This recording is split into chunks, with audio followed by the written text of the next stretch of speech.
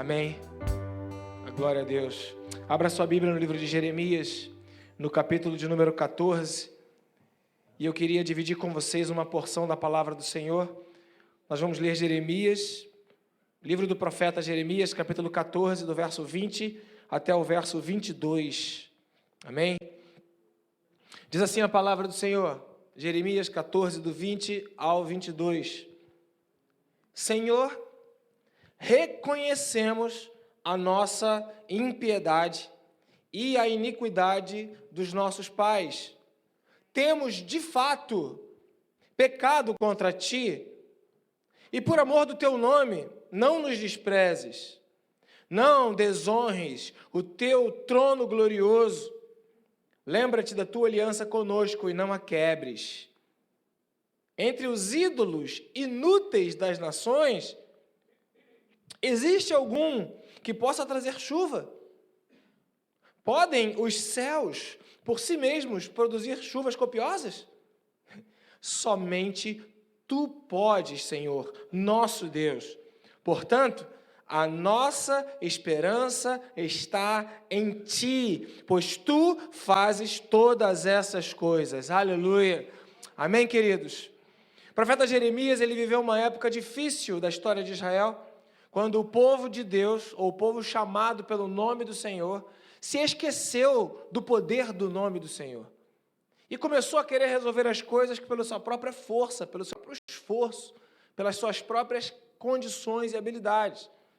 E então, o povo de Israel, em vez de confiar e seguir a direção de Deus, foi procurar abrigo no Egito, e o povo da Babilônia, que estava atacando todos os povos da terra, o primeiro lugar que eles atacaram foi o povo do Egito, e então Israel se tornou escravo do povo da Babilônia, porque foram para o lugar errado, saíram de onde estavam, não deveriam ter saído, foram para um lugar que não deveriam ter ido, e chegando naquele lugar, que não era o lugar orientado e dirigido por Deus, ali eles não conseguiram resolver aquilo que era o objeto dos seus corações, aquilo que era o desejo dos seus corações, que era receber a provisão de Deus e o livramento.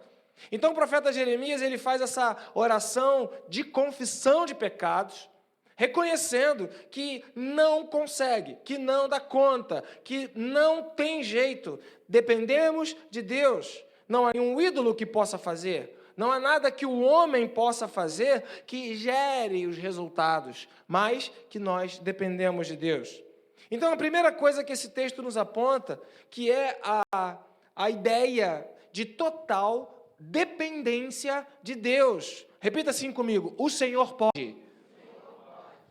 Isso pode parecer uma frase simples, mas muitos de nós, teoricamente, declaramos o Senhor pode, mas na prática, achamos que nós podemos. Então há uma crise entre aquilo que eu posso e entre aquilo que o Senhor pode. Entre aquilo que é o meu compromisso, a minha parte, e aquilo que é a parte do Senhor. E o profeta, ele vem falando o seguinte: entre os ídolos, existe algum que possa trazer chuva? Podem os céus por si mesmos produzir chuvas copiosas? Não, só nosso Deus pode. Então veja, havia fome, havia escassez, havia ausência, e eles precisavam comer. O povo era um povo agrícola, não tinha supermercado, não tinha delivery. Eles tinham que plantar, esperar nascer e comer. E não tem como a plantação ela dar certo se não tiver chuva. Então esse texto ele aponta aqui uma dupla condição, que é a primeira coisa que eu quero falar para você. Não adianta você pedir a chuva de Deus, ou que Deus faça aquilo que você espera como resultado, se você também não fizer aquilo que é a sua responsabilidade. Ou seja, a chuva sem o trabalho no campo seria uma chuva inútil. Imagina, o campo não está preparado, o campo não foi arado, a terra não foi afofada, a semente não foi colocada no campo e chove. Imagina o desespero de um lavrador, imagina a crise de um lavrador que depende da chuva, quando ele vê a chuva caindo, mas não está nada pronto. Imagina que terrível. Então não adianta eu pedir a Deus que Ele faça coisas maravilhosas, se eu não tiver preparado o terreno para a obra do Senhor. Há uma parte que é a minha parte, há algo que eu preciso fazer, há algo que requer o trabalho das minhas mãos. Por isso que Provérbios, capítulo 6, diz o seguinte, vai ter com a formiga, preguiçoso. Então, cutuca a pessoa que está do seu lado, fala assim, trabalha, querido, trabalha, querido. Porque se você não trabalhar, vai vir a chuva, e sabe para que a chuva vai servir? Para nada. Para nada. Não adianta. Imagina, 6 anos de idade, você ganha aquele carro 0 quilômetros. Serve para quê? Para nada. Você não está preparado para dirigir. Não adianta. Não tem como. Se nós não estivermos preparados, ou prepararmos o terreno, ou ararmos a terra, ou fizermos a nossa parte, Deus não vai desperdiçar com a chuva. Por outro lado, esse mesmo texto, ele fala agora uma situação inversa, que às vezes, o homem que trabalha, aquele que se esforça, aquele que semeia, ele acha que dá conta de que vai resolver tudo sozinho. Agora vamos contar a história de outro lado? Eu trabalho, eu aro a terra, eu afofo a terra, eu coloco a semente, eu preparo tudo. Se não vier a chuva, o que vai acontecer? Nada. Não adianta. Sem a bênção do Senhor, todo o teu trabalho será inútil. Inútil vos será acordar de manhã cedo, inútil vos será trabalhar. Não, se o Senhor não edificar, não vai ter construção, é inútil. Então, a proposta de Deus para o seu povo, para a sua vida, para as nossas vidas, é uma parceria, é uma proposta de sociedade, é uma proposta de aliança, é uma proposta de unir você a Ele para que o alvo, para que o objetivo, para que o propósito seja efetivado. Eu não vou conseguir a realização da minha vida, eu não vou conseguir colher os frutos que eu tanto desejo, se Deus não me abençoar. Nós dependemos de Deus. Senhor, Tu podes. É uma das frases mais poderosas que nós podemos falar em nossas vidas, quando essa frase ela é verdadeira e falada de todo o coração. Senhor, Tu podes. Não significa que eu vou ficar parado, esperando que alguma coisa aconteça. Também não significa que eu vou fazer, agir, me movimentar e acreditar que está tudo resolvido porque eu fiz o que precisava fazer. Senhor, Tu podes. O livro de Tiago conta uma experiência e também é uma advertência e fala, em vez de vocês dizerem, em vez de vocês ficarem falando, em vez de dizerem, hoje iremos a tal lugar, faremos tal coisa, negociaremos, ganharemos tanto. Em vez disso, vocês deveriam dizer o quê? Se o Senhor quiser, iremos a tal cidade, faremos tais negócios, negociaremos. Porque o grande problema da humanidade, ou o problema dos filhos de Deus, eu não falo nem da humanidade em termos de criatura, no sentido amplo do mundo, a humanidade, os homens. Não, eu falo da nossa humanidade, a incapacidade da nossa espiritualidade ser desenvolvida em Deus, e a nossa humanidade prevalecer. A nossa grande dificuldade é que a humanidade, ela desenvolve em nós uma tendência de não dependermos do Senhor e de achar que vamos resolver tudo do nosso jeito.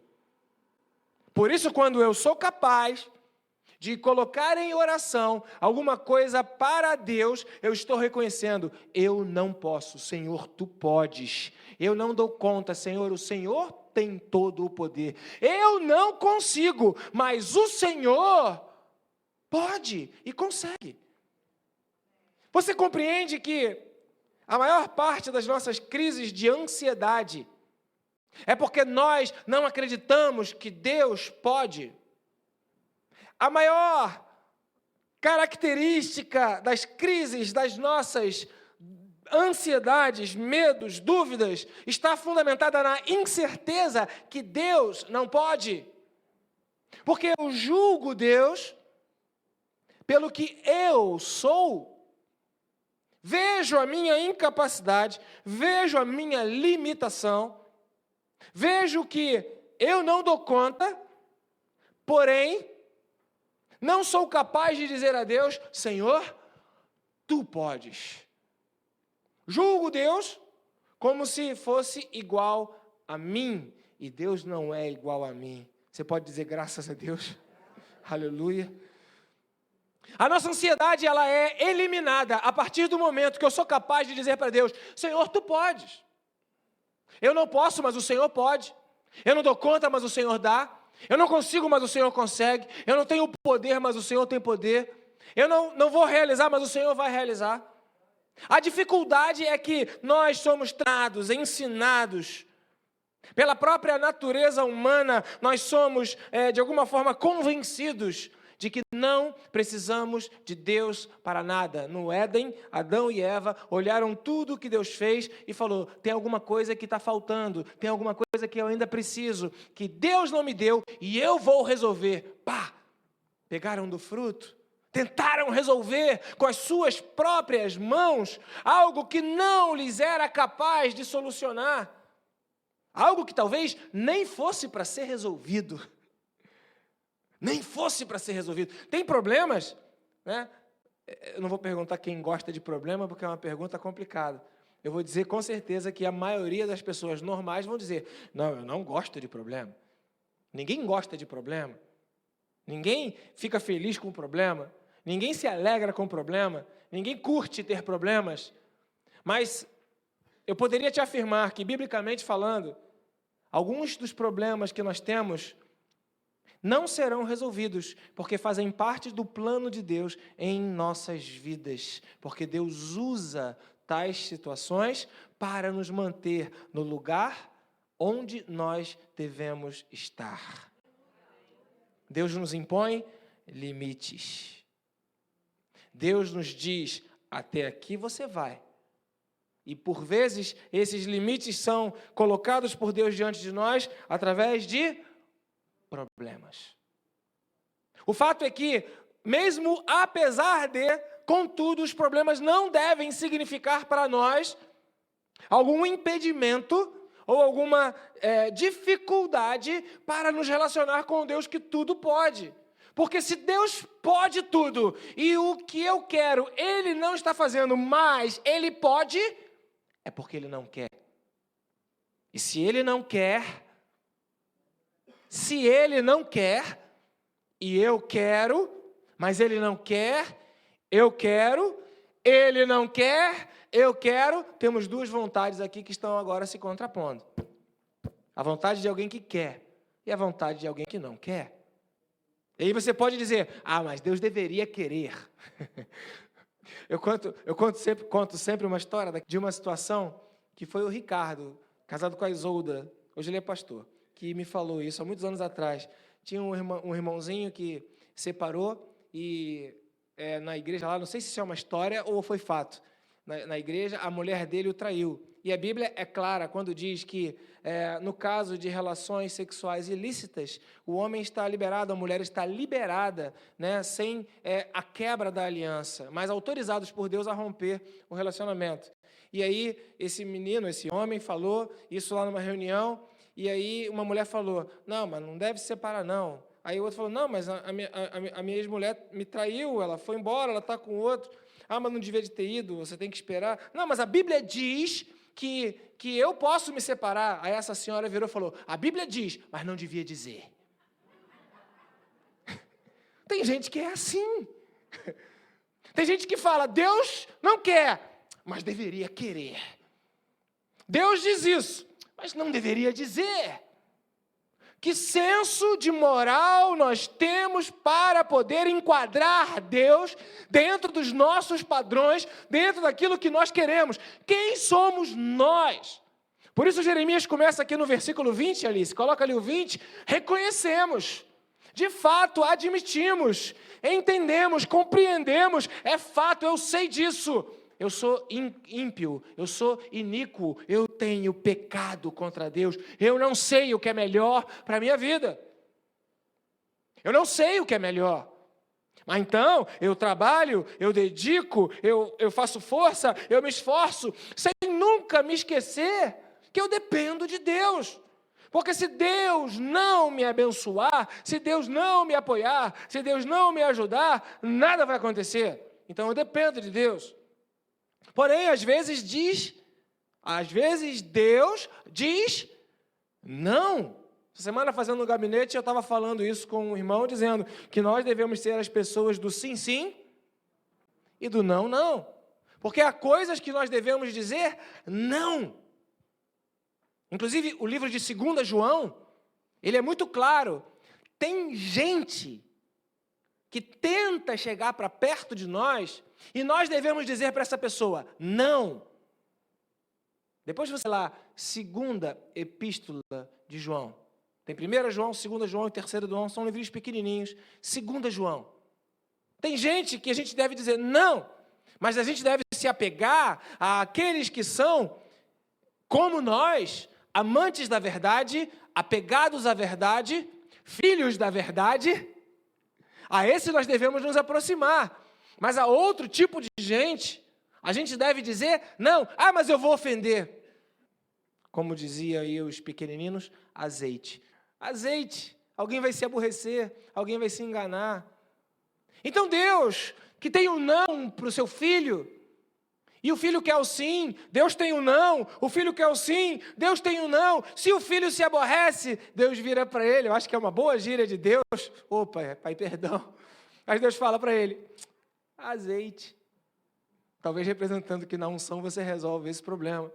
O profeta Abacuque, ele vai se queixar diante de Deus, e ele vai reclamar com Deus, e ele vai falar com Deus que as coisas não estão funcionando do jeito que ele queria, do jeito que ele imaginava, do jeito que ele esperava. E se você ler, é um livro muito curtinho, é um livro de uma pergunta e uma resposta. Abacuque se queixa, Deus responde, Abacuque se queixa, Deus responde. Mas se você ler atentamente esse livro, você vai ver que Deus não respondeu nada do que Abacuque perguntou.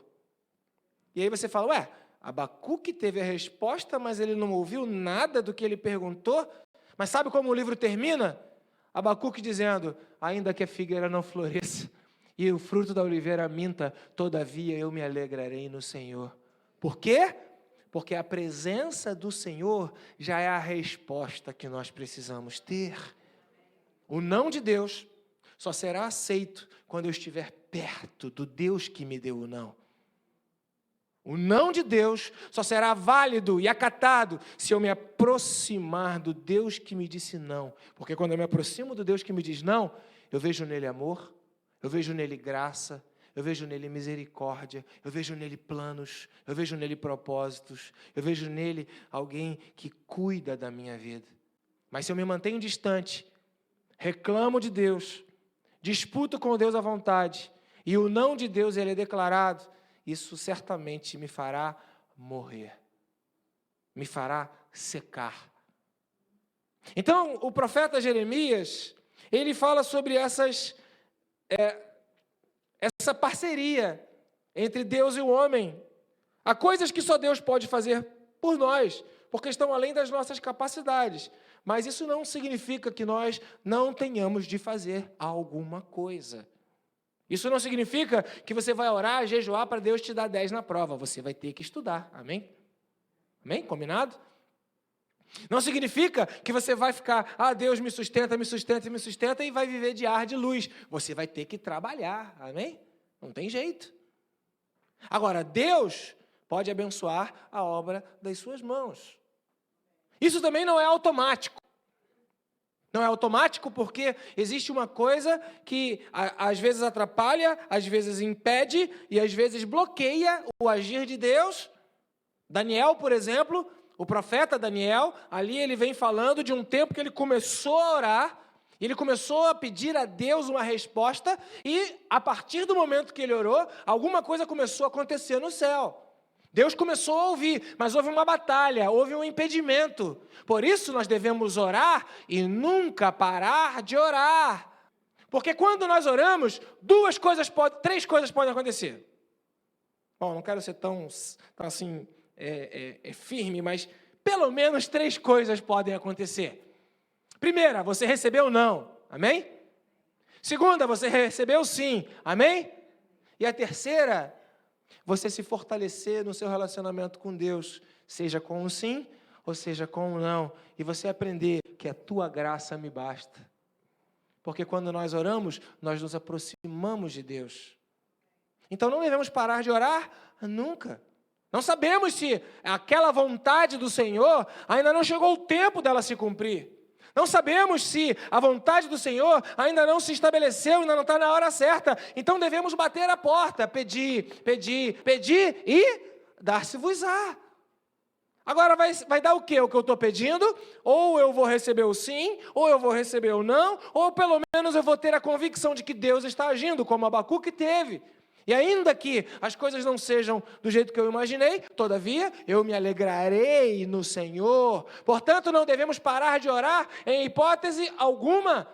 É o que diz 1 Tessalonicenses, capítulo 5. Orai sem cessar. Segundo texto que eu quero ler com vocês está no livro de Salmos, capítulo 25, versículo 7 até o 14. Salmo, capítulo 25, versículo 7 até o 14. O salmista, ele vem falando e ele vem colocando diante de Deus o seu coração. E ele diz assim: não te lembres dos pecados e transgressões da minha juventude. Naturalmente, o próprio salmista lembrava. Não te lembres, Senhor, dos meus pecados e transgressões da minha juventude. Conforme a tua misericórdia, lembra-te de mim. Ou seja, lembra de mim não pelos meus pecados, nem pelas minhas transgressões, mas lembra de mim conforme a tua misericórdia. Tu, Senhor, és bom. Verso 8. Bom e justo é o Senhor. Por isso, porque Ele é bom e porque Ele é justo, mostra o caminho aos pecadores. Conduz os humildes na justiça e lhes ensina o seu caminho. Agora preste atenção. Se a declaração de que o Senhor pode, ela muda a nossa vida, essa declaração do verso 10, ela complementa e diz assim: todos os caminhos do Senhor são amor e fidelidade para com os que cumprem os preceitos da sua aliança. Todos os caminhos do Senhor, todos. Tem uma canção que diz, né? Não compreendo os teus caminhos, mas te darei a minha canção. Porque todos os caminhos do Senhor são amor. Se eu ando na vontade do Senhor, Romanos 8, 28 fala isso, todas as coisas vão cooperar para o bem daqueles que amam a Deus e que estão vivendo segundo o seu propósito. Eu posso até não compreender, eu não compreendo os teus caminhos, mas todos os caminhos do Senhor são amor e fidelidade para os que cumprem os preceitos da sua aliança. Verso 11, por amor do teu nome, Senhor, perdoa o meu pecado que é tão grande. Quem é o homem que teme o Senhor? Quem é? É o homem que Ele o instruirá no caminho que deve seguir. Viverá em prosperidade e os seus descendentes herdarão a terra. E o verso 14, o Senhor confia os seus segredos aos que o temem e os leva a conhecer a sua aliança. O temor do Senhor é o princípio, é onde começa a sabedoria. O Senhor leva aqueles que temem ao seu nome, leva ao conhecimento da sua aliança, dos seus segredos. Alguém sabe aqui o segredo da receita de como se faz a Coca-Cola? Dizem que é um segredo guardado a 7 chaves, é um segredo que não pode ter. Tem gente que tem receita de coisa que faz segredo, para ninguém ficar sabendo o que cozinha, o que faz. Essa receita aqui é segredo. Tem um tal de um molho aí que o Joel faz para o churrasco, segredo de família. É segredo. Segredo é assim. Segredo é uma coisa valiosa. Segredo não é uma coisa para qualquer um. Segredo fica guardado. O pessoal tem um cofre e lá tem um segredo. E para chegar naquele conteúdo que está lá dentro, não é qualquer um. É só o que digita a senha, é só o que sabe mexer, só o que conhece o segredo. E a Bíblia diz que existe um segredo para o seu povo. Existe um segredo que não é todo mundo que conhece. Não é para qualquer um. É um segredo, está escondido. Por isso o profeta Isaías fala que Deus é um Deus que se esconde. Por isso o Provérbios fala que a glória dos reis é descobrir os segredos. Por isso que a Bíblia fala, Jesus fala na parábola, que certo homem vinha e descobriu um campo, vendeu tudo que tinha e comprou aquele campo que tinha uma pérola escondida, e ele descobriu, e ele achou, então ele investe tudo para poder comprar o direito para ter aquele segredo. Então a Bíblia fala que o segredo do Senhor é confiado para aqueles que o temem. E por vezes nós discutimos com Deus o que está certo e o que está errado, o que Ele deveria fazer e o que Ele não deveria fazer. Discutimos com o Senhor que aquilo que nós estamos vivendo é uma injustiça. Nos afastamos de Deus, cujos caminhos que nos faz viver são sempre caminhos de amor e de fidelidade. E reclamamos de Deus. Como que Deus pode? Se Deus é Deus, como que deixa acontecer guerras? Como que deixa acontecer essas desgraças? Querido, essa fala é a fala daqueles que estão longe de Deus. Porque aquele que se aproxima de Deus conhece os segredos de Deus. E quem conhece os segredos de Deus sabe que o Senhor é bom e o seu amor dura para sempre. E a sua misericórdia se renova todos os dias. E para encerrar, Lucas capítulo 18, verso de 1 a 8. Eu quero encerrar essa breve meditação na palavra do Senhor, falando dessa parábola. Lucas capítulo 18, verso de 1 a 8. Jesus está tentando explicar uma coisa espiritual e ele fala de uma forma que a gente possa entender, e ele propõe. Então Jesus contou aos seus discípulos uma história, uma parábola, para mostrar-lhes que eles deveriam orar sempre e nunca desanimar. Ele disse: em certa cidade havia um juiz que não temia Deus e nem se importava com os homens. Um juiz que não temia Deus. E havia naquela cidade uma viúva que se dirigia continuamente a esse juiz, suplicando-lhe: faze-me justiça contra o meu adversário. Por algum tempo, esse juiz se recusou, mas finalmente disse a si mesmo: embora eu não tema Deus, e nem me importe com essa mulher, nem com os homens, essa viúva está me aborrecendo, eu vou fazer a justiça para ela, para que ela não venha mais me importunar.